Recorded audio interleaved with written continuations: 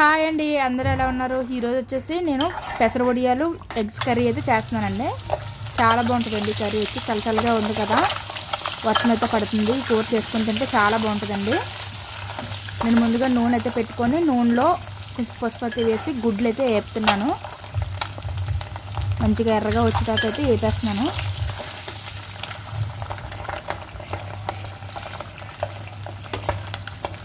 ఇది ఆయిల్లో గుడ్లు అయితే పక్కకి తీసేసి ఈ పెసర వడియాలు అయితే వేపేస్తున్నాను.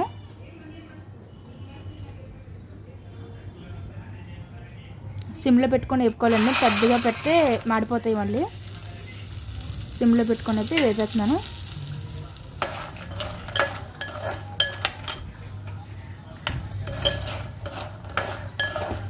ఎర్రగా వచ్చేదాకా అయితే వేపాలండి.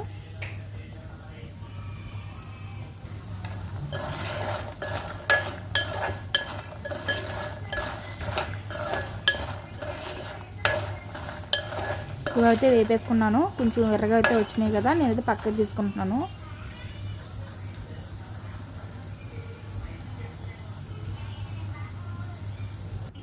పక్కైతే తీసుకున్నానండి. ఇలాగైతే ఎర్రగా రావాలి, మరి నల్లగా అయితే మాడిపోకూడదు, మళ్ళీ బాగోదు అనమాట.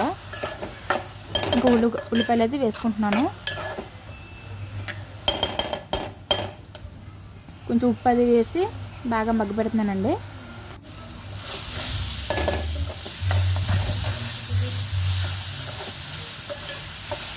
ఒక టమాటా అయితే తీసుకున్నాను, చిన్నగా ముక్కలు కట్ చేసుకుని అయితే వేసేసుకుంటున్నాను.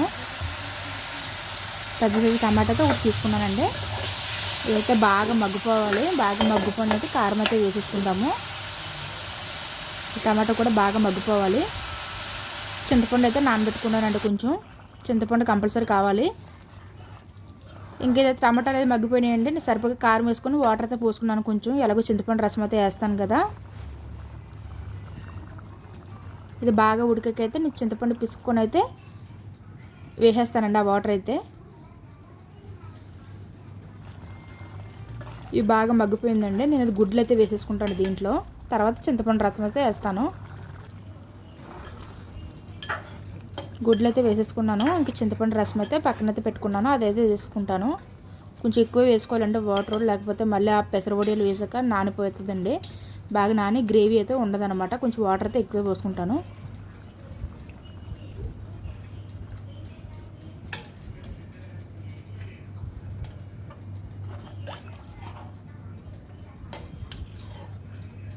బాగా ఉడకాలండి, ఒక 10 మినిట్స్ దాకా ఉడకాలి.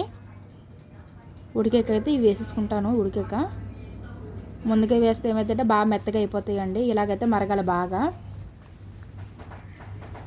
ఇలా బాగా మరిగాక ఈ పెసర వడియాలు అయితే ఇప్పుడు వేసేసుకుని ఒక 5 మినిట్స్ అలా మగ్గనిద్దామండి సిమ్లో పెట్టుకొని. ఇంత పలచగా ఉంది కదా కర్రీ అయితే. తర్వాత ఇది వేసాక చూడండి తిక్కుగా అయిపోతుంది. మళ్ళీ ఇలా ఒక 5 మినిట్స్ అయితే సిమ్లో పెట్టుకొని మగ్గబెడదామండి. ఆల్రెడీ ఉడికిపోయింది కదా కర్రీ అయితే. ఇంకొక 5 మినిట్స్ మనకు ఆ పెసర వడియాలు కొంచెం మగ్గడానికి అయితే బాగా మగ్గిపోయిందండి. ఇలా ఉన్నప్పుడు మనం స్టవ్ అయితే ఆపేసుకుందాము. చాలా బాగుంటుందండి. వర్షం అయితే పడుతుంది కదా, చల్లగా వేడివేడిగా అన్నం పెట్టుకొని మంచిగా వేసుకుని తింటే చాలా బాగుంటుందండి. వడియాలు అయితే కొంచెం ఎక్కువ వేసుకున్నాను నేను, చాలా బాగుంటుంది. గుడ్లు వేసుకుంటేనే బాగుంటుందండి. దీంట్లో ఇగురు కూడా పెట్టుకుంటారు. ఇగురు కన్నా పులుసు అయితే చాలా బాగుంటుందండి. ఈ వీడియో నచ్చితే లైక్ చేయండి. బాయ్ అండి.